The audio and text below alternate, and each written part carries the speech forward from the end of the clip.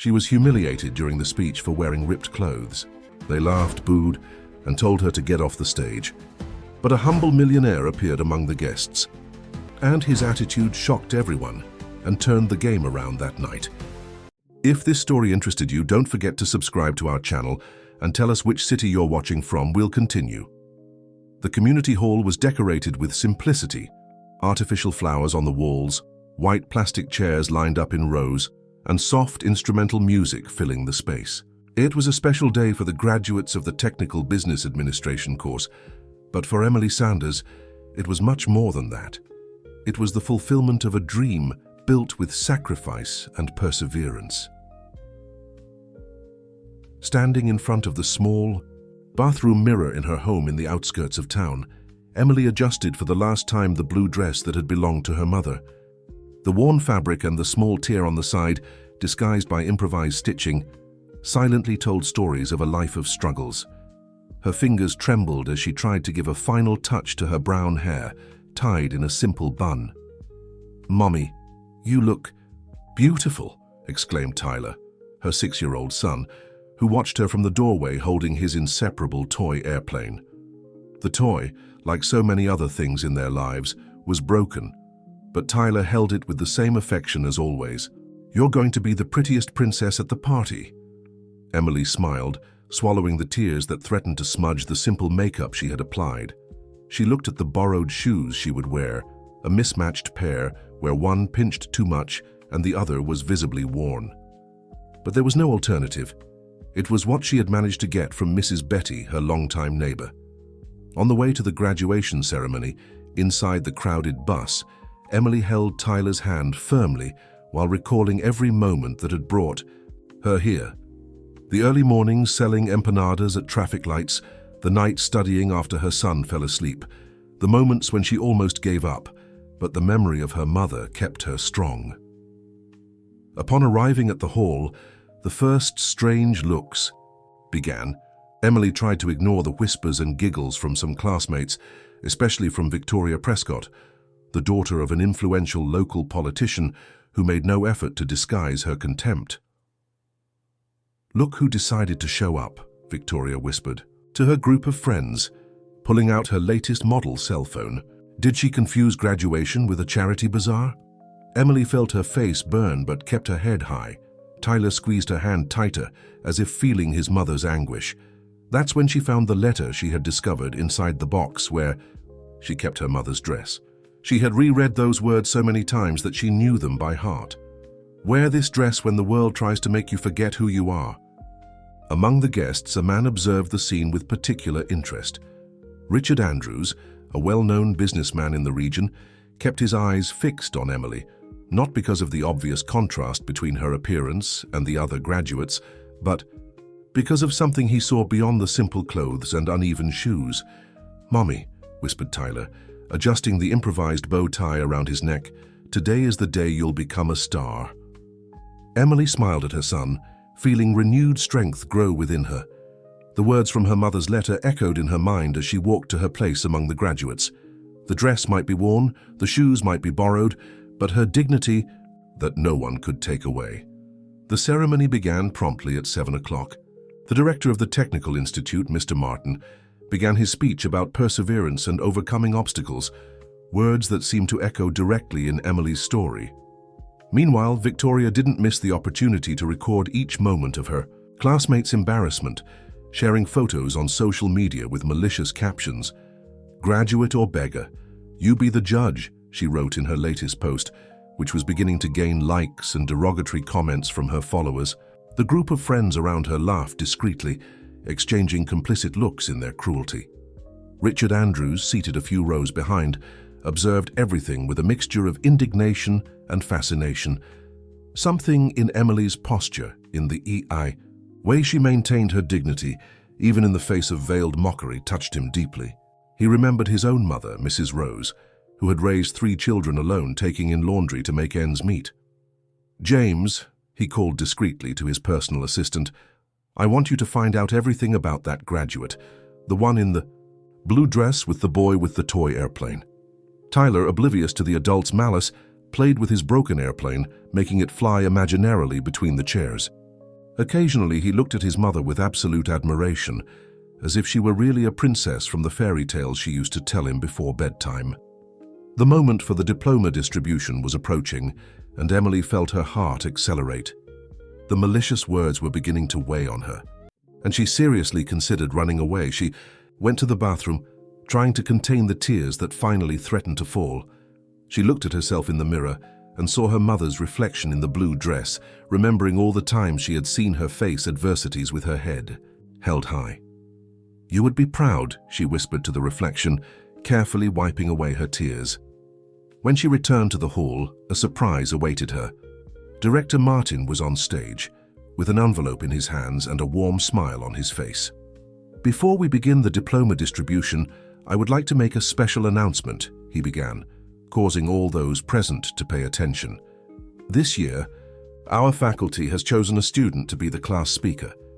A choice based not only on exceptional academic performance, but mainly on the demonstration of values we consider fundamental: perseverance, dignity, and courage." Emily felt her heart stop for a moment. Tyler, who had returned to her side, squeezed her hand tightly. "I now invite to the stage," continued the director, "the student Emily Sanders." An absolute silence took over the hall. Victoria's friends stopped laughing, and Victoria herself lowered her phone, surprised. Richard Andrews leaned forward in his chair, even more interested in the unfolding of that story. Emily rose slowly, her legs trembling beneath the worn blue dress. Tyler accompanied her, refusing to let go of her hand. As she walked toward the stage, each step echoing in the silence of the hall, she mentally repeated the words from her mother's letter, finding in them the strength to move forward. The moment Emily stepped onto the stage would forever be etched in the memory of all present. Her blue dress, even with its visible defects, seemed to shine under the lights of the hall. Tyler, still holding his broken airplane, remained by her side like a small guardian. "Good evening, everyone," Emily began, her voice initially trembling but gaining strength with each word. "When I received the news that I would be the class speaker, my first thought was to refuse. After all, what could an empanada seller say to inspire anyone?" The silence in the hall was absolute. Even Victoria, who moments before had been mocking on social media, put her phone away, captured by the honesty of those words. But then, last night, while telling stories to help my son fall asleep, he asked me why stars shine even though they're so far away.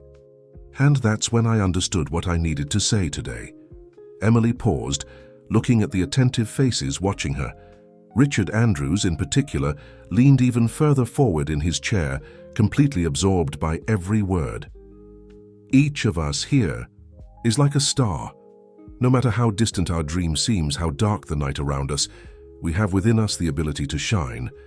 This dress I'm wearing today," she touched the worn fabric with affection, "belonged to my mother. She's no longer here to see me, but she taught me that true wealth isn't in the clothes we wear, but in the strength we carry in our hearts." Some people in the audience began to discreetly wipe away tears. Director Martin smiled, proud of the choice they had made. "For 2 years, I woke up at 4 in the morning to make empanadas. I sold them at traffic lights until it was time to come to class. Many times I arrived here exhausted, my hands still smelling of dough. But do you know what kept me going? With each coin I received, each customer who smiled upon tasting my empanadas, I was one step closer to this moment. It was then that Tyler, moved by an emotion that only a child can express with such purity, took the microphone from his mother's hands. "My mom is a princess, even without a new dress," he declared, his childish voice echoing through the hall. The impact was immediate. The audience erupted in applause. People rose to their feet, some now openly crying. Victoria's friends lowered their eyes, ashamed of their earlier actions. Victoria herself, for the first time in her life, felt the weight of her petty actions. Richard Andrews, deeply touched, discreetly wiped away a tear that insisted on falling. That scene transported him to his own childhood, when his mother, Mrs. Rose, faced prejudice with the same dignity he now saw in Emily. "James," he called his assistant again, "I want you to prepare something special. This story cannot end here." Emily hugged her son, and together they received an ovation that seemed to have no end. Director Martin approached with the diploma in his hands, but before handing it over, he made an additional announcement that no one expected. Emily wasn't just our best student in grades. She also established a record at the Institute. She never missed a single class in 2 years, even on stormy days, even when she was sick. And even more impressive, her empanadas became famous among teachers and students. She didn't just study business administration, she practiced it, creating her own small business to support her dream. The director's words caused a new wave of applause. At that moment, something began to change in the atmosphere. The looks of pity and scorn transformed into genuine admiration. Emily's story was beginning to touch hearts in a way no one could have predicted. The morning after graduation, Emily woke up to her cell phone ringing insistently. It was an unknown number, but she answered, still sleepy. "Emily Sanders, this is from Regional TV. We'd like to do a story about you and your son. The video of your speech is going viral on social media." Confused, Emily sat on the edge of her simple bed. The small room on the unfinished roof was illuminated by the morning sun coming through the curtainless window. Tyler was still sleeping, hugging his broken airplane. "Viral, what do you mean?" she asked, trying to understand the situation. It was then that messages began to arrive in cascade. The video that Victoria had posted to mock her had transformed into something completely different. People were sharing it, not to ridicule, but to praise her story of overcoming. Single mom graduates with honors wearing deceased mother's dress. "A story of love and perseverance," said one of the headlines circulating on the internet. Victoria's original post, "Graduate or beggar," had backfired. Comments criticized her attitude and praised Emily's dignity. Hundreds of women began to share their own stories of struggle and overcoming, inspired by her example. "Emily," shouted Mrs. Betty, knocking on the door. "You need to see this. It's on TV." Quickly, Emily got ready and went down to her neighbor's apartment.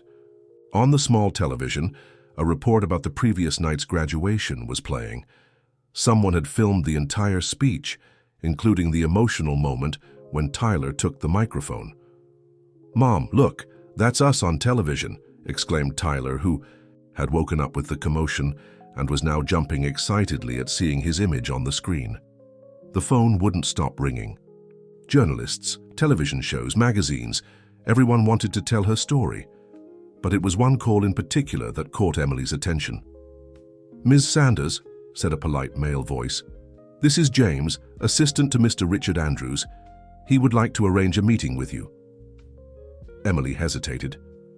She had heard of Richard Andrews, the millionaire businessman known for his social projects, but years of mistrust and empty promises had taught her to be cautious. "What would be the subject?" she asked, trying to keep her voice steady. "Mr. Andrews has a proposal that he believes might interest you and your son. He was very touched by your story and—" "I don't need charity," Emily interrupted, politely but firmly. "This isn't about charity, Mrs. Sanders," replied James. "Mr. Andrews believes that your story and your strength can inspire many other people. He has a project in mind and would like to discuss it with you personally." As Emily considered the proposal, her cell phone vibrated with a notification. It was a message from Victoria Prescott. "Emily, I know I don't deserve it, but we need to talk. I spent the night thinking about what I did. Please give me a chance to apologize in person." The world seemed to be spinning too fast. In less than 24 hours, her life had completely transformed. From selling empanadas at traffic lights to an internet sensation, from a target of mockery to a symbol of inspiration. "Mommy," called Tyler, holding his broken airplane, "you always told me that sometimes things need to break so we can fix them better, right?" Emily looked at her son, surprised by his innocent wisdom. Perhaps it was time to give a chance not only to others, but especially to herself. The Andrews Enterprises headquarters occupied an imposing building in the city center. Emily, still wearing her simple but clean and well-ironed clothes, held Tyler's hand as they crossed the marble lobby. The boy looked in wonder at the mirrored elevators and the high ceiling with crystal chandeliers. "Mommy, it looks like a castle," he whispered, pressing the broken airplane against his chest. At the reception, James was already waiting for them. Richard Andrews' assistant had a gentle smile and polite manners that made Emily feel a little more at ease in that intimidating environment. "Miss Sanders, I'm glad you accepted our invitation," greeted James, leading them to the elevator. "Mr. Andrews is eager to meet you in person." On the 30th floor, the doors opened to a surprisingly welcoming office. Instead of the ostentatious luxury Emily expected, she found an environment decorated with black and white photographs of ordinary people, workers, families. One in particular caught her attention. It showed a woman with a serene expression, washing clothes in a tub. "My mother," said a deep and warm voice behind her. "Mrs. Rose, that photo was taken the day I turned 18. Emily turned and met Richard Andrews, who looked nothing like the image she had formed of him. Instead of the intimidating executive, she saw a middle-aged man with kind eyes and a sincere smile.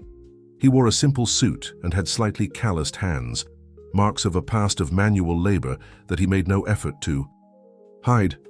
"Mr. Andrews, Richard, please," he gently interrupted her. "And this must be Tyler. I really like your airplane, young man." Tyler, normally shy with strangers, smiled. There was something about Richard's manner that inspired immediate trust. "It's broken," said the boy, showing the toy. "But Mommy says broken things have value too." Richard crouched down to be at the boy's height. "Your mother is a very wise woman. You know, I also had a toy airplane when I was little. In fact," he went to his desk and opened a drawer, taking out something that made Tyler's eyes shine. A small wooden airplane, hand-painted, visibly old but well-preserved. "My father made it before he left. It was the only toy I had, and I carried it with me for years. Would you like to hold it?" While Tyler admired the airplane with reverence, Richard turned his attention to Emily. "I saw something in you at that graduation that reminded me of my mother. The same dignity, the same silent strength." Emily felt tears forming but held them back. Richard, I appreciate the invitation, but I still don't understand why I'm here." Richard smiled, indicating the comfortable chairs near the window. "I'm about to start a new project. Something I've been planning for years but never found the right person to lead." He paused, observing Emily's reaction. "A foundation dedicated to supporting single mothers and their children, not just with financial aid, but with education, professional training, psychological support. A place where women like you can find not only help, but mainly opportunities." Emily felt her heart race. "And what do I have to do with this?" "I want you to be the executive director of the project," Richard replied simply. "Your story, your strength, your intelligence, you have everything I'm looking for. And more importantly, you know firsthand the difficulties these women face." The silence that followed was interrupted only by the soft sound of Tyler playing with the two airplanes. Emily looked out the window, observing the city that stretched out below, the same city where until a few days ago she was selling empanadas at traffic lights. "I can't accept," Emily finally said, her voice trembling slightly. "I don't have the experience for such a position. I just graduated and—" "You managed your own life under circumstances that would make many give up," Richard gently interrupted. "You raised a child alone, maintained exemplary grades, developed a small business. That's more real experience than many MBAs out there." Emily shook her head, still unsure. "But people, who will trust someone like me to lead a project of this magnitude?" "The right people will trust you precisely because of who you are," answered Richard. "Besides, you'll have all the necessary support, training, mentoring, an experienced team. You won't be alone." At that moment, Tyler approached with the two airplanes in his hands. "Look, Mommy, Uncle Richard's airplane has also been fixed many times. You can see the marks here, see?" Emily observed the old toy her son was holding. Indeed, there were small signs of repairs, made with care and affection over the years. Like her own blue dress, that airplane carried stories of perseverance. "Why me?" she asked Richard, still trying to understand. "There must be more qualified people." "When I was 10 years old," Richard began, sitting beside her, I saw my mother being humiliated in a department store. She was looking for a birthday present for me, saving coins she had earned washing clothes. The saleswoman treated her as if she didn't deserve to be there. He paused, his eyes lost in memory. That day, I promised myself that one day I would change this. Not just for my mother, but for all women facing the same prejudice and difficulties. Emily felt a deep connection with that story.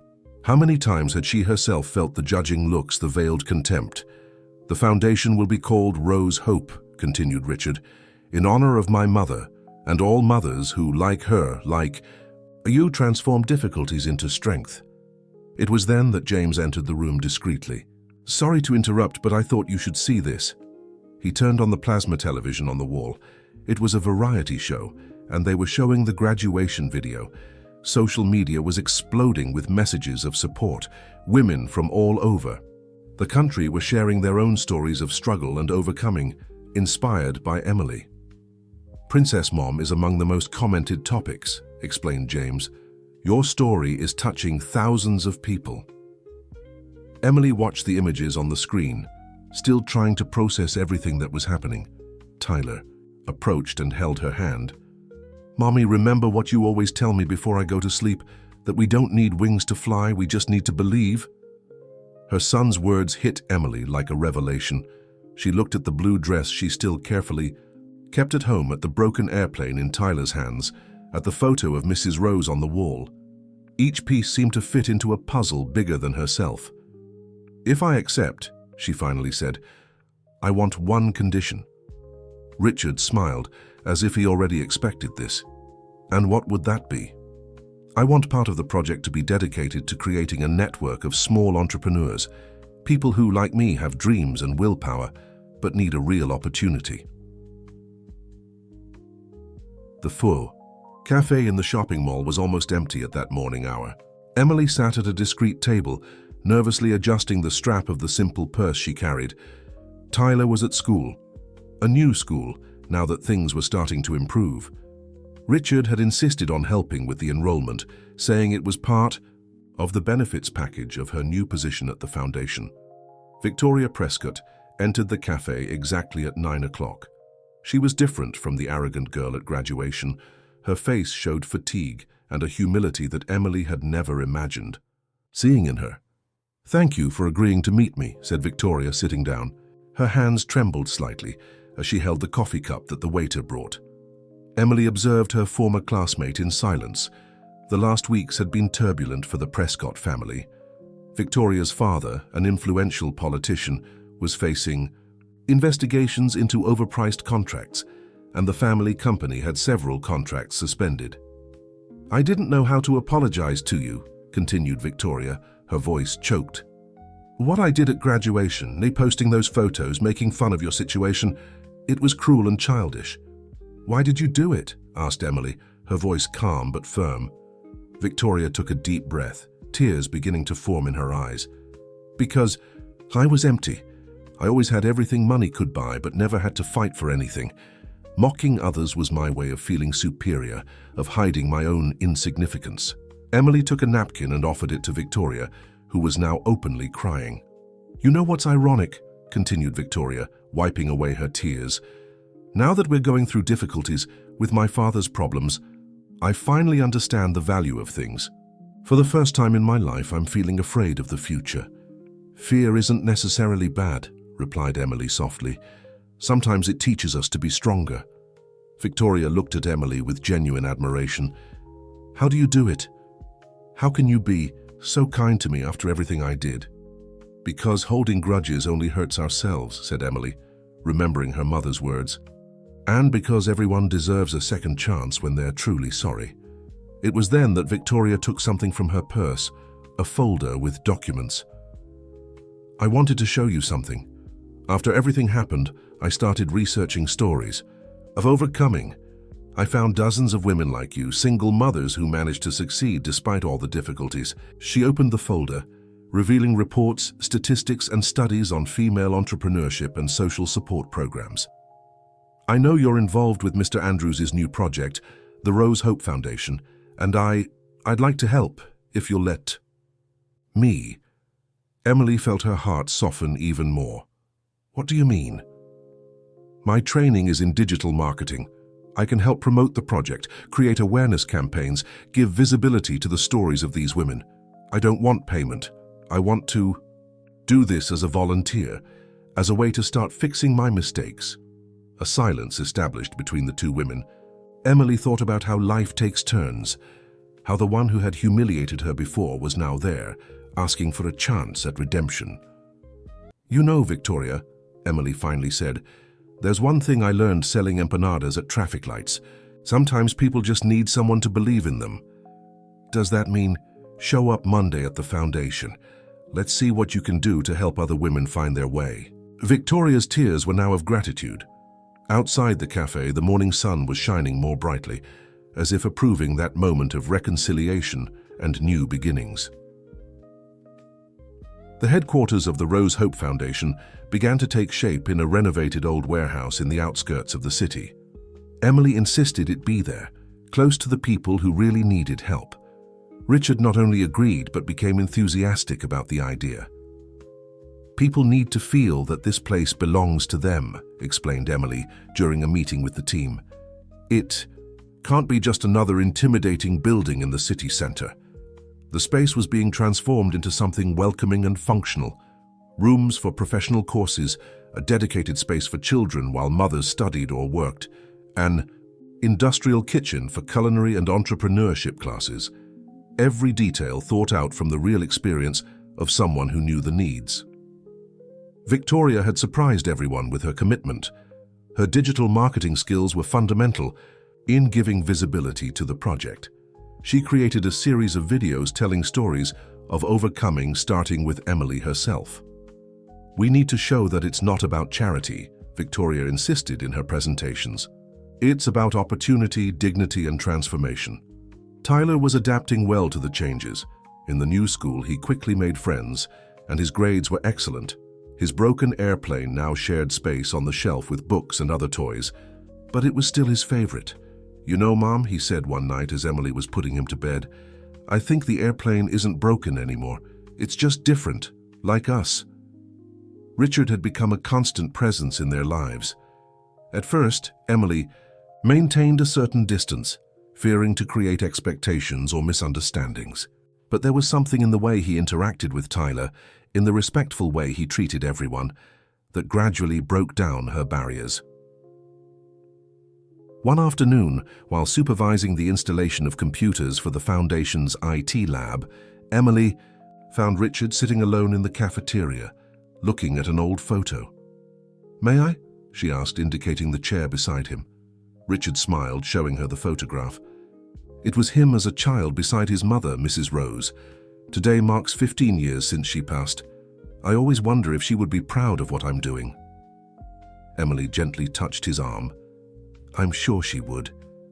This place, it's changing lives. Indeed, the foundation was already making a difference. In the first week of registrations, more than 200 women signed up for courses. Stories began to circulate. One who finally managed to open her small business, another who went back to school after years, yet another who found strength to start over. Emily, called Richard, his voice soft. There's something I've been wanting to ask you. But he was interrupted by a commotion coming from the entrance. A woman arrived crying, carrying a small child. Emily recognized one of the participants of the entrepreneurship program. Mary, what happened? My house, a fire. We lost everything. Emily hugged the woman, while Richard was already on the phone arranging immediate help. Amidst the chaos, their gazes met, and something silent passed between them, a mutual understanding, a shared purpose. We'll sort this out, said Emily, her voice firm. You're not alone. Not anymore. At that moment, looking at the people, mobilizing to help, Emily understood that the foundation was becoming much more than a social project. It was a family, a place where broken people could rebuild together, where the strength of one inspired the courage of many. It was a quiet afternoon at the foundation when James hurriedly entered Emily's office. His normally serene face was tense, and he was holding an envelope tightly. "Ms. Emily, we need to talk," he said, closing the door behind him. "There's someone wanting to see you. Someone from the past." Emily felt a shiver run down her spine. "Who?" "Chris Sullivan," replied James, extending the envelope. "Tyler's biological father." The world seemed to spin for a moment. Emily hadn't heard that name in 6 years since Chris had abandoned her and Tyler, still a baby, without a trace. Now her hands trembled as she opened the envelope, which contained a letter written on letterhead from a law firm. "He's demanding visitation rights," explained James softly. "Apparently he saw the reports about the foundation and you in the media." Emily dropped into the chair, painful memories invading her mind. She remembered the sleepless nights, the empty promises, the day she woke up and found only a note saying, "I wasn't born to be a father." "Why now?" she murmured, more to herself than to James. "I've already initiated a discreet investigation," continued James. "In recent months, the company where he works has been trying to secure contracts with large corporations. Having a connection with the Rose Hope Foundation would be convenient for his image." Emily felt anger growing inside her. Not for the attempt at manipulation, she already expected that from Chris, but for the possibility of Tyler being used as a pawn in a game of interests. "He doesn't even know what Tyler is like," she said, her voice trembling. "He doesn't know that he collects paper airplanes, that he's afraid of thunder, that he dreams of being a pilot. He wasn't there when he had high fever, when he took his first steps, when—" The door opened and Richard entered, interrupting her thoughts. One look was enough to understand the situation. "James alerted me," he said, sitting next to Emily. "I've already contacted our legal team. We'll protect you and Tyler." "I don't want Tyler to go through this," whispered Emily. "He's so sensitive, so—" "Mommy," Tyler's voice sounded from the door. He was there, still in his school uniform, holding his inseparable airplane. "Why are you crying?" Emily quickly wiped away the tears she hadn't even realized were falling. Richard stood up and went to the boy. "Hey, champion," he said, crouching down to Tyler's height. "How about we go get some hot chocolate? Your mom needs to resolve some important things here." Tyler looked hesitantly at his mother, who forced a smile and nodded. Before leaving, however, the boy ran to her and left his broken airplane on the desk. "Here, Mum, when I'm sad, it helps me be strong." When the door closed, Emily picked up the toy carefully. She remembered all the times Tyler had asked about his father and how she had always tried to protect him from the painful truth. "Ms. Emily," called James gently, "there's one more thing you need to know. Chris, he has a new family now, 3 children." The information hit Emily like a punch. While she was selling empanadas at traffic lights to support Tyler, Chris was building a new life, as if the past could simply be erased. "He's not going to hurt." "My son," she said, her voice finding a strength she didn't know she had. "I won't allow Tyler to be just a piece in his personal marketing game." She stood up, still holding Tyler's airplane, and walked to the window. Outside, the sun was beginning to set, painting the sky in orange hues. In the foundation's courtyard, some women were participating in a crafts class, their laughter rising to the window. The news of Chris's attempt to reconnect spread quickly among those closest to the foundation. Victoria, who was monitoring social media, was the first to notice a subtle change in posts related to Emily's story. "He's trying to build a narrative," she explained during an emergency meeting. "Strategically positioned posts about regret, seeking redemption, right to a second chance. It's a very well-orchestrated personal marketing campaign." Emily listened to everything in silence while watching Tyler playing in the courtyard through the meeting room window. Richard was with him, teaching him how to make paper airplanes that flew farther. "What worries me," continued Victoria, "is that he's gaining public sympathy. People love a redemption story." "But that's not what's happening here," interrupted Emily, finally finding her voice. "He doesn't want redemption.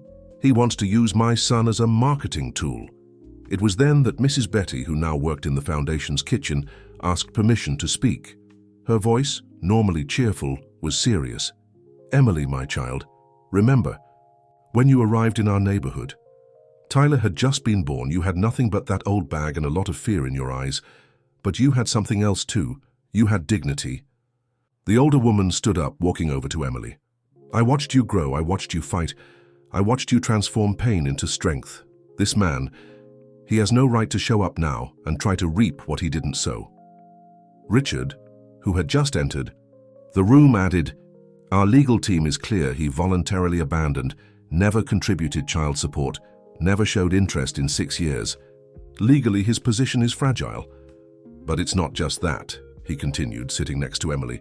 It's about protecting Tyler, about not allowing him to be exposed to a situation that could hurt him emotionally. Emily looked out the window again. Tyler was now running with his paper airplanes, laughing, free and happy. How could she protect that innocent joy? You know what hurts me the most? She said, her voice low. It's that one day Tyler will grow up and will want to know the truth. How will I explain all this to him? With love and honesty, Richard replied softly, as you've always done. At that moment, Tyler came running into the room, his eyes shining with excitement. Mom, Mom, look what I learned to do. He showed a perfectly folded paper airplane. Uncle Richard taught me. This one flies farther than all the others. Emily took the airplane carefully, noting the precise creases, the care with which her son had made each fold. It was more than a simple toy.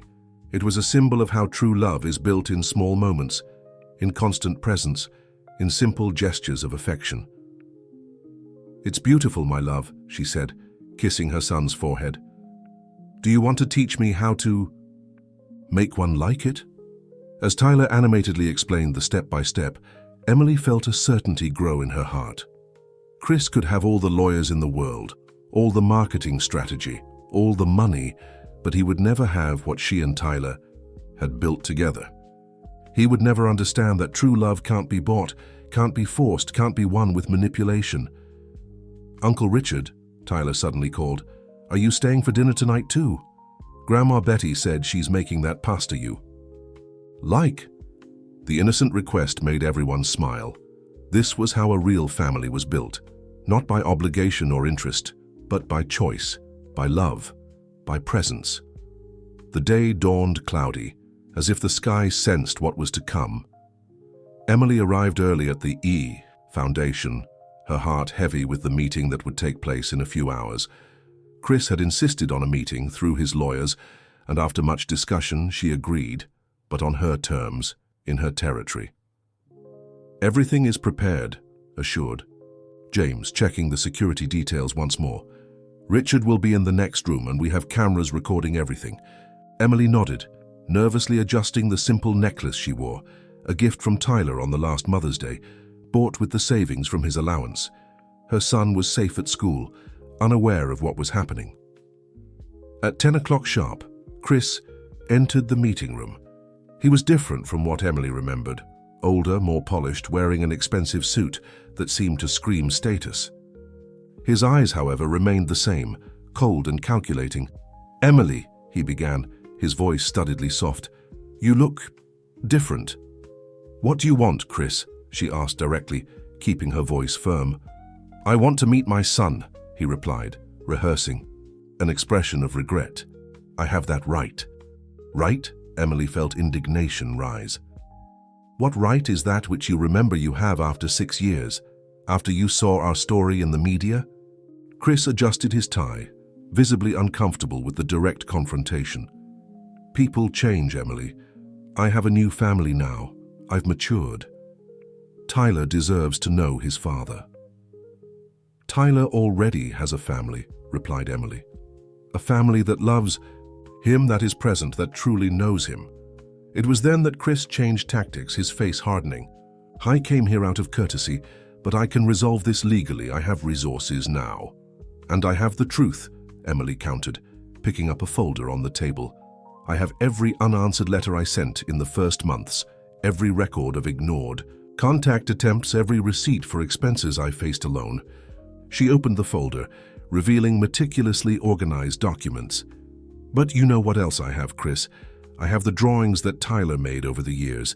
The first showed our family, him and me. The second added Mrs. Betty, our neighbor. who always helped. The most recent. Emily took a colorful drawing where you could see her, Tyler, and Richard, all smiling with airplanes flying in the background. This is the portrait of the family that Tyler chose. The family that was there on nights with fever, at school presentations, in moments of fear and joy. Chris stood up, his mask of regret completely forgotten. You can't prevent me from seeing my son. I have influence now, connections. I can make your life very difficult. Are you recording all of this, James? Emily asked calmly, without taking her eyes off Chris. The door opened, revealing not only James with a tablet, but also Victoria with her professional filming equipment. Every word, confirmed Victoria, including the threat you just made. Chris paled, realizing his mistake. Emily stood up, her voice now carrying an authority that came not from power or money, but from the strength of a mother protecting her child. I'll be clear, Chris. I won't allow you to use my son as a marketing piece. If you really want to know him, you'll have to prove that you've truly changed, not with pretty words or threats, but with actions. She walked to the window from where she could see the foundation's courtyard. Down below, women and children participated in the day's activities, their laughter rising to the room. Meanwhile, she continued, I'll continue doing what I've always done, protecting Tyler and ensuring that he grows up knowing what true love is. Chris still tried to argue, but his posture had already changed. His carefully crafted plan was crumbling in the face of Emily's serene strength. After Chris left, Emily remained in the meeting room, her hands still trembling slightly. Richard entered silently, bringing a cup of the coffee she liked so much. You were amazing, he said, sitting beside her. You showed a strength that few have. Emily held the hot cup between her hands, seeking comfort in its warmth. I don't feel strong, just determined to protect my son.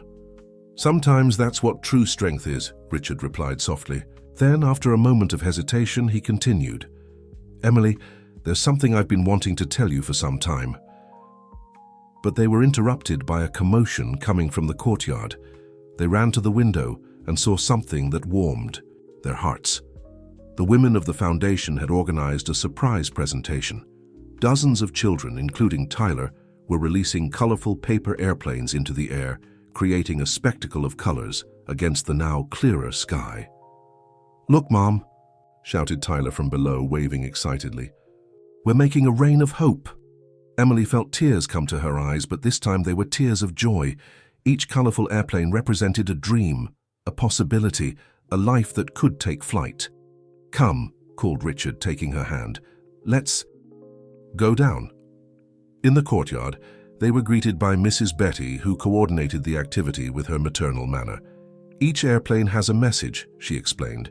The children wrote their dreams on them. Tyler ran to them, his eyes shining with excitement. Mom, look what I wrote on mine.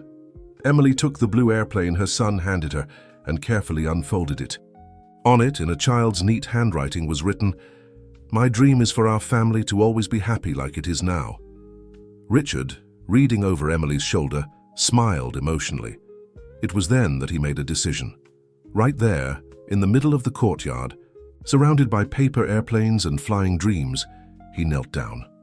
Emily, he said, his voice trembling slightly, when I saw you at that graduation, wearing that blue dress with such dignity, something inside me changed.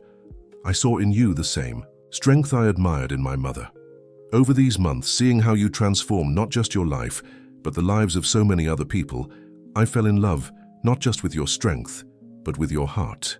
He took a small box from his pocket. Inside there wasn't a diamond ring, but a delicate silver ring with a small airplane engraved on it. I want to be part of this family if you'll accept me, not to replace anyone, but to add, to fly together, with you. Tyler, who was watching everything with wide eyes, couldn't contain himself. Say yes, Mom. Now our airplanes can fly even higher.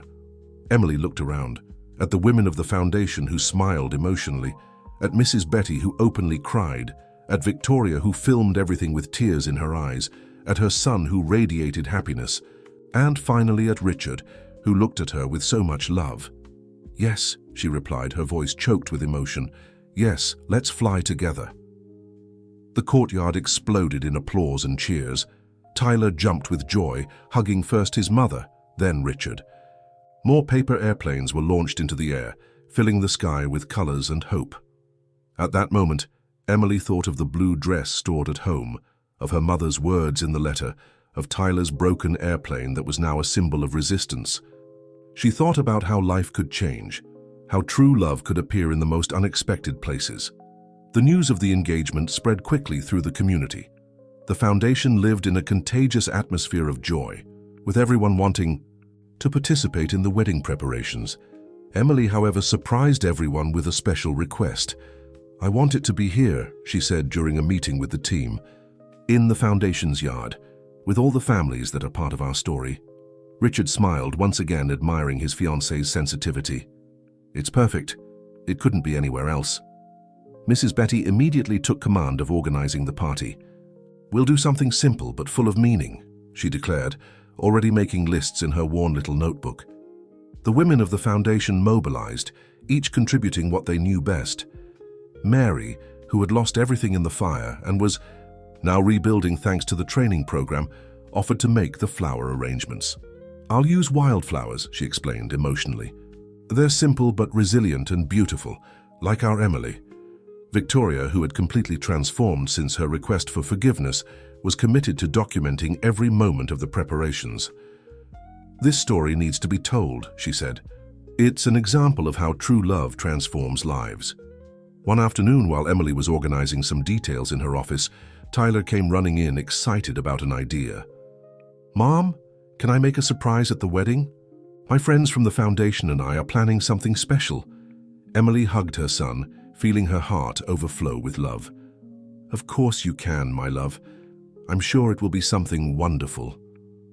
Richard, who was spending more and more time with them, was helping Tyler with the secret project. The two had developed a touching complicity, spending hours together in the foundation's workshop, always surrounded by paper and scissors.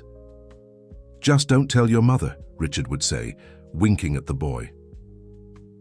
One night, after a long day of preparations, Emily found her old blue dress carefully folded on her bed. Next to it, a note from Mrs. Betty. "Dear, I thought you might like to use a piece of it in your wedding dress. Some stories are so beautiful they deserve to continue being told." Emily picked up the dress with affection, remembering her mother, the letter found in the box, the entire journey that had brought her here. She decided she would use a piece of the blue fabric sewn inside the wedding dress, close to her heart, a silent reminder that the difficulties had been the foundation of her current happiness. The foundation's entrepreneurship classes were temporarily transformed into decoration and craft workshops for the wedding. The women insisted on putting a bit of themselves into every detail. "It's as if each of us were getting married a little," commented one of the students, while decorating paper lanterns. The small office where Emily had confronted Chris weeks before was now full of drawings and plans for the party. In place of folders with legal documents, there were fabric samples, photographs of flower arrangements, and endless lists written in Mrs. Betty's neat handwriting. "You know what's most beautiful?" commented James, observing the transformation. Seeing how a moment of confrontation can transform into celebration, Richard in turn surprised everyone with an unexpected announcement. He would sell his mansion in the city's upscale neighborhood. "I want to build our life here, near the foundation, near the people who have become our family," he explained. To Emily, "Besides, the money from the sale will be invested in new projects for the foundation." On the eve of the wedding, the foundation buzzed with activity. The yard had been transformed into a magical setting with strings of lights hanging. Between trees, simple tables decorated with white tablecloths and wildflowers, and a small improvised altar under the largest tree on the grounds. Emily observed the preparations from her office, moved by everyone's dedication. Victoria entered, carrying her filming equipment. "I need to show you something," she said, connecting the camera to a small projector. "It's a gift from all of us." On the white wall of the office, a video began to be projected. It was a compilation of testimonials, women who had passed through the foundation, telling how their lives had changed. Among the reports were photos and short videos. Emily selling empanadas at traffic lights, the moment of the speech at graduation, The inauguration of the foundation, everyday moments with Tyler and Richard. Each story of overcoming that passes through here, narrated Victoria in the video, began with another story, that of a woman who transformed a torn blue dress into a symbol of dignity. Emily couldn't hold back her tears. Victoria, who was also crying, hugged her. "You've changed so many lives, Emily, including mine." Outside, Tyler was coordinating a group of children, all very focused on what seemed to be the surprise for the wedding. Richard occasionally passed by them, giving discreet guidance and complicit smiles. Mrs. Betty reigned supreme in the kitchen, commanding an army of volunteers preparing treats for the party. The smell of cornbread and empanadas, Emily's special recipe, filled the air. "The most sincere buffet I've ever seen," commented James, stealing a freshly baked empanada and receiving a gentle tap from Mrs. Betty. In the evening, there was a special moment. All the women of the foundation gathered in a circle in the yard, each holding a candle. In the center, Emily received a collective blessing, words of love and gratitude, prayers of different creeds, warm hugs. "Tomorrow you will be a bride," said Mrs. Betty, "but today you are our guiding star, the one who showed us that it is possible to rebuild life with dignity." Mary, the woman who had lost everything in the fire, approached with a gift, a small picture made with dried wildflowers, forming the silhouette of an airplane flying in a blue sky. "To remember that, after the storm, we can always fly again," she said emotionally. Tyler, who was watching everything from a distance with Richard, whispered something in his future stepfather's ear. The two smiled and exchanged a discreet high five. Later, when everyone had left, Emily had a moment of quietude in the yard. The soft lights between the trees created a magical atmosphere, and she could feel her mother's presence there, as if blessing every moment. She took from her pocket the old letter found with the blue dress. "Wear this dress when the world tries to make you forget who you are." She smiled, thinking of how those words had transformed into a prophecy of strength and transformation. "Mom," called Tyler, approaching sleepily. "Can I sleep with you tonight? It's just that tomorrow is a very important day." Emily hugged her. "Son," feeling her heart overflowing with love. "Of course you can, my love. Tomorrow is the day our family officially becomes complete." "No, Mom," corrected Tyler with the innocent wisdom of children. "Tomorrow is just the party. Our family has been complete for a long time." Dawn brought with it a gentle breeze that swayed the decorations in the foundation's yard. Emily woke to the sound of birds and animated voices coming from outside. Tyler still slept peacefully beside her, hugging his inseparable toy airplane. "Time to wake up, sleepyhead," she whispered, kissing her son's forehead. "Today is our big day."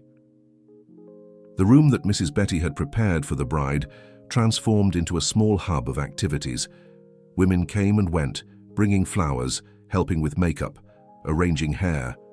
The wedding dress, simple but elegant, was hung by the window, and sewn into its lining close to the heart was a small piece of the blue dress. "Something old, something new, something borrowed, something blue," recited Mrs. Betty, helping Emily get dressed. "You have it all in one piece, my child." Victoria circulated through the environment with her camera capturing each moment, each smile, each discreet tear of emotion. "This is going to be even more beautiful than yesterday's video," she promised. On the other side of the foundation, Richard was also getting ready, assisted by James. Tyler came in and out of the room, supervising the final details of his mysterious surprise. "Everything's ready, Uncle Richard," he announced, excited. "It's going to be the best present of all." The guests began to arrive, families served by the foundation, friends, collaborators. Each brought not just a gift, but a story of how their lives had been touched by Emily and by the work of Rose Hope. The yard was unrecognizable. Mary's wildflowers created a natural path to the altar under the large tree. Paper lanterns swayed gently in the breeze, and at the center of each table, small arrangements told stories. A decorative empanada here, a paper airplane there, photographs in handcrafted frames showing special moments of the foundation. "It's time," announced Mrs. Betty, giving the final touches to Emily's dress. It was then that Tyler entered the room, wearing a small suit that made him look even more adorable. In his hands, besides the inseparable toy airplane, was a small box. "Mom," he said, his voice trembling with emotion, "before going outside, I want to give you something." Inside the box was a handcrafted necklace made with small laminated origami airplanes. "Uncle Richard and I made it together," he explained. "Each airplane has a wish of happiness written inside." Emily knelt down, hugging her son carefully so as not to wrinkle the dress. "It's the most beautiful gift I've ever received, my love." "You haven't seen anything yet," he smiled mysteriously. "Just wait till you see outside." The music began. To play not the traditional wedding march, but an acoustic version of Rainbow Connection, the song that Emily always sang to Tyler before bedtime. The little boy took his mother's hand, proud in his role of walking her to the altar. When the doors opened to the yard, Emily felt her breath catch. Hundreds of colorful paper airplanes had been hung from the trees, swaying gently in the breeze like a giant mobile. Each reflected the sunlight differently, creating a spectacle of colors in the air. Richard waited at the altar, his eyes shining with emotion as he saw Emily and Tyler walking toward him. But before they reached him, Tyler made a signal, and all the children present stood up, each with a paper airplane in their hands. The moment Emily reached the altar, the children launched their airplanes simultaneously. The sky filled with colors, each paper airplane carrying messages of love and hope written by the little ones. It was the surprise that Tyler had planned with such care. "Now everyone can see that love makes us fly," he said, proud that his plan had worked. The ceremony was conducted by Mrs. Betty, who had been appointed officiant for the occasion. Her simple but profound words echoed the essence of that moment. True love is not made only of beautiful moments. It is made of overcoming, of courage, of hands that find each other in difficult moments. Emily and Richard are not just uniting their lives, they are confirming a family that already exists in the heart. When it came time for the rings, Tyler surprised everyone once more. Instead of bringing the rings on a traditional pillow, he presented them attached to his broken toy airplane, now decorated with ribbons and flowers. "Because it was thanks to this airplane that everything started," he explained. "It was what helped me be strong when I was sad, what made Uncle Richard smile on the first day, what taught me that broken things can also be special." The rings were simple, but carried a special meaning. Each had a small airplane engraved and the phrase "to fly together." Richard had specially commissioned them, inspired by his first conversation with Tyler. After exchanging rings, Emily and Richard made their vows. They weren't elaborate words or grandiose promises. They were sincere words, born from the experience of those who learned that love is built in small moments. "I promise to be not just your husband," said Richard, "but to continue being the friend who plays with airplanes, the shoulder that supports in difficult times, the partner who dreams together and flies by your side." Emily, with tears in her eyes, responded, "I promise to continue being the woman who doesn't give up, who believes in the power of new beginnings, and who now has even stronger wings to fly, because I have you too as family." The celebration that followed was a celebration of simplicity and joy. Emily's empanadas, now made by the entire kitchen team of the foundation, were served with pride. The cake, decorated with small sugar airplanes, was cut to the sound of laughter and applause. Victoria, who didn't stop filming, captured an especially touching moment. Tyler, dancing with Emily, asked if he could call Richard Dad. "You've always known how to choose our family, my love," replied Emily, hugging her son. At the end of the night, when the paper lanterns glowed softly and most of the guests had already left, Emily, Richard and Tyler sat under the big tree. Above them, the paper airplane still swayed in the night breeze. "Look, a shooting star," pointed Tyler. "Make a wish," whispered Richard. Tyler closed his eyes for a moment, then smiled. "I don't need to. Everything I wanted is already here." Emily looked at her small blue dress, now transformed into a special piece of her wedding dress. She thought of her mother, of her letter, of how life had surprising ways of teaching us to fly. Richard took the old wooden airplane that his father had made. the one he had shown Tyler at their first meeting, and handed it to the boy. "It's yours now, to remember that some stories need to be passed on." Tyler held the two airplanes, the broken one that was his constant companion and the old one he had just received as a gift, and smiled. "Now we have a complete fleet." The moon shone in the sky, a silent witness to how true love could transform stories of overcoming into real fairy tales. Not those with castles and charming princes, but those written with courage, perseverance, and the certainty that sometimes the most beautiful dreams are those we build together, one flight at a time. 1 year after the wedding, the Rose Hope Foundation had transformed into a model of success across the country. What began as a local project now inspired similar initiatives in other cities. Emily, in her office decorated with paper airplanes and photographs of special moments, analyzed the most recent reports. "More than 1,000 women trained," she read aloud, still amazed by the numbers. 300 small businesses started. 500 children in the educational program. Victoria, who now directed the Foundation's entire communications department, entered the office excitedly. "Emily, you need to see this. Our story is going to become a book. A major publisher is interested in publishing it." "A book?" Emily laughed, surprised. "Who would want to read about an empanada seller?" "Everyone," replied Victoria with conviction. Our story is about much more than empanadas. It's about transformation, about never giving up, about creating wings even when the world tries to bring us down." Outside the office, cheerful voices caught the attention of the two women. In the courtyard, Richard and Tyler were coordinating a new activity, a model airplane workshop for the Foundation's children. The project had been Tyler's idea, who insisted that everyone needs to learn to make airplanes fly farther. "Look who's here," pointed Victoria through the window. Mary, the woman who had lost everything in the fire, was entering through the Foundation's gate. But she was no longer the same fragile person from a year ago. Now she walked with confidence, carrying a folder with the logo of her own floral arrangement company. "I came to give a lecture to the new class," she announced when she met Emily in the hallway. "I want them to know that it's possible to start over, no matter how much we've lost." Emily hugged her friend, remembering how it all began. On the board behind her desk, the airplane of dried flowers that Mary had made for her wedding remained intact, preserving the beauty and strength of that moment. Mrs. Betty, who now coordinated not just the kitchen, but an entire culinary training program, appeared at the door carrying a tray. "Look what the girls from the new class learned to make," she said proudly, showing perfectly golden empanadas. "Using your recipe, Emily. They say it's more than a cooking class and it's a lesson in perseverance." Emily took an empanada, feeling the familiar aroma.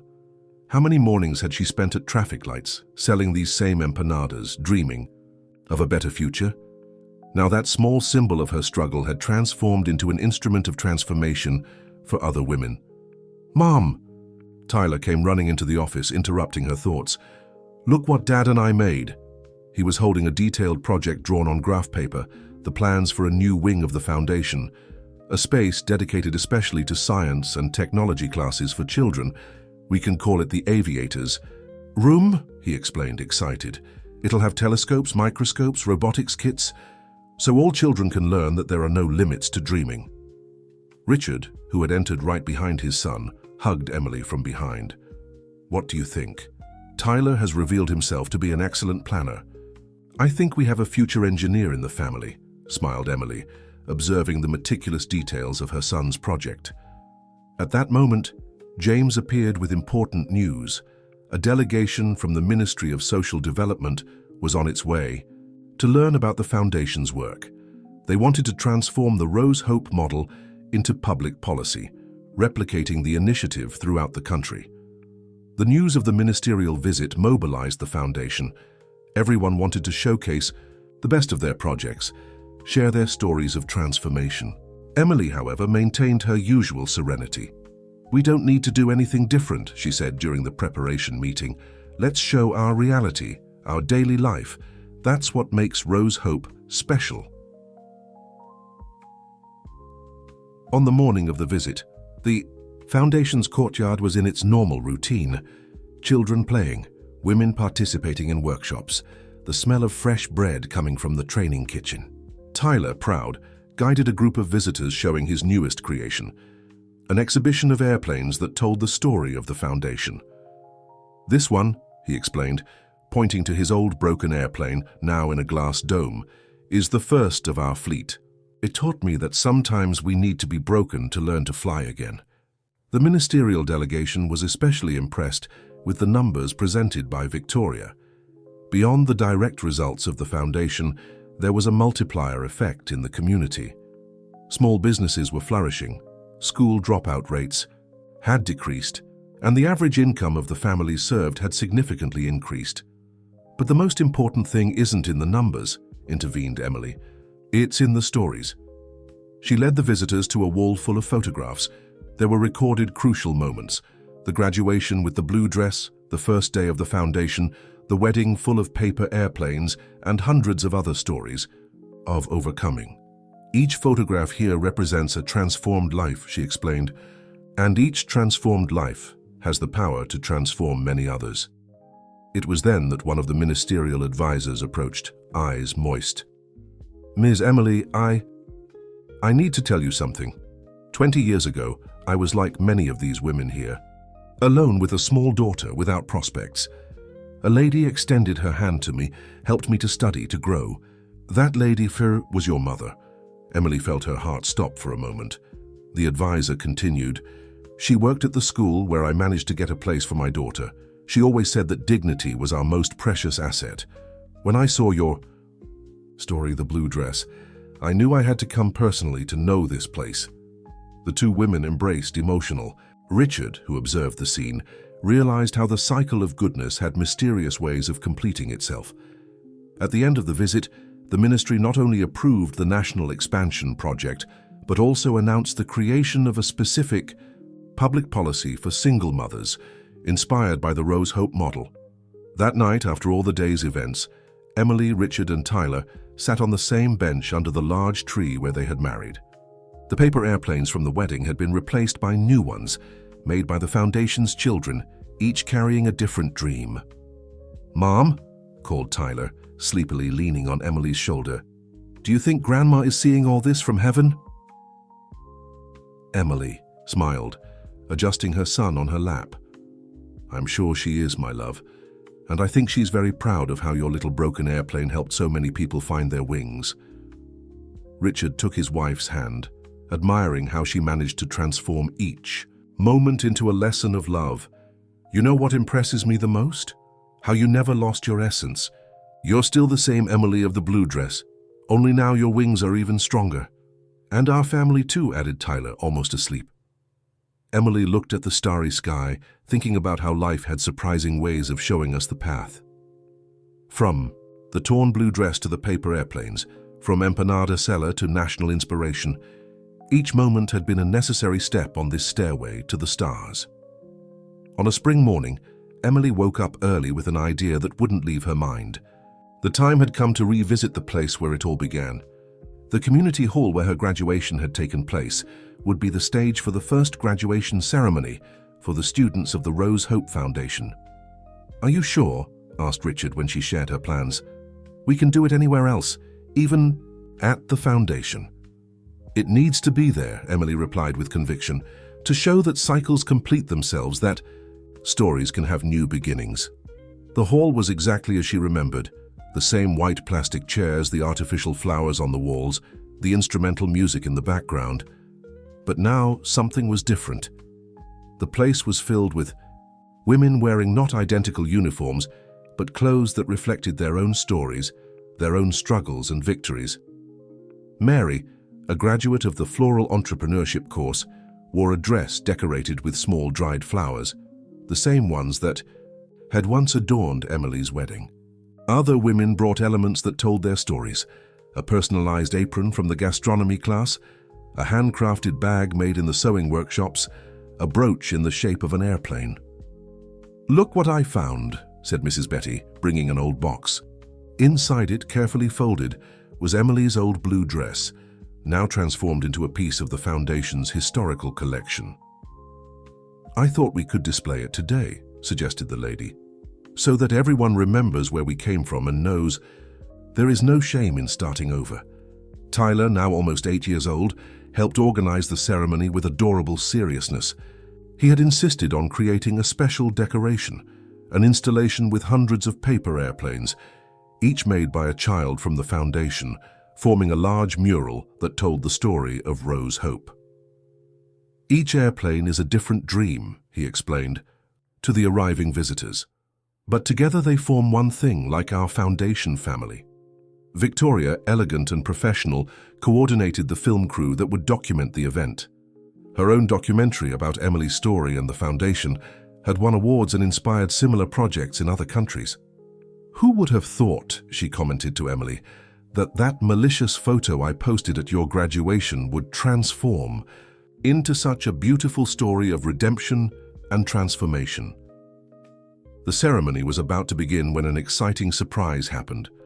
The ministerial advisor who had known Emily's mother returned, this time bringing a precious discovery, an old photo album from the school where Emily's mother had worked. "I found this in the archives," she said, showing a particular photo. In it, Emily's mother appeared smiling, wearing the same blue dress surrounded by smiling children. "Your mother didn't just wear this dress, she transformed it into a symbol of hope for everyone who knew her." Emily held the photograph with trembling hands, feeling as if an invisible circle was closing. There was her mother decades ago, wearing the same dress that would one day change so many lives. The graduation ceremony was more than a celebration, it was a living testimony to how dreams can multiply.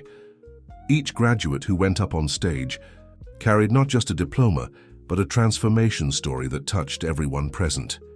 Emily, as the main speaker, stood up to give her speech. She wore an elegant outfit, but on her chest, close to her heart, was a small brooch made with a piece of the blue dress. "A few years ago, I stood on this same stage wearing a torn blue dress," she began. "That day, I learned that our dignity is not in the clothes we wear, but in the strength we carry within us. Today, I look at each of you and see that same strength." The graduates, moved, listened attentively.